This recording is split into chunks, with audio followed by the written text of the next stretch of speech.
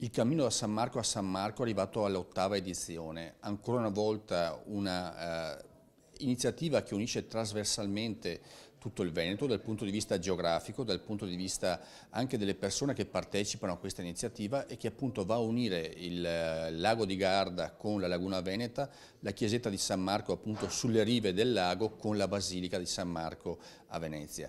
Un modo per appunto attraversare il Veneto, riscoprire anche luoghi di interesse religioso, storico, artistico, turistico che hanno fatto la storia del nostro territorio. È un modo comunque per unire tutte le genti venete sotto un'unica bandiera, la bandiera marciana, la bandiera di San Marco. Anche quest'anno la manifestazione terminerà in Basilica di San Marco a Venezia.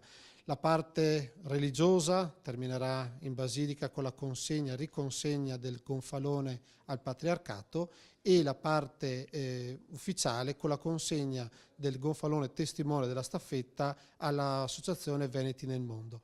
Quest'anno andrà la comunità dei Veneti di Arborea.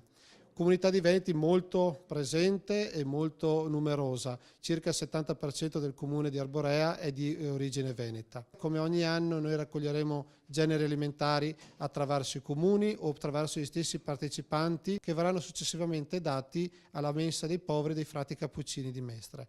Durante il percorso un evento abbastanza importante sarà l'arrivo alla chiesa parrocchiale di Dolo sabato sera alle 17:30. Questo perché? Perché vogliamo tenere alta l'attenzione sui nostri fratelli veneti colpiti l'estate scorsa dal tornado.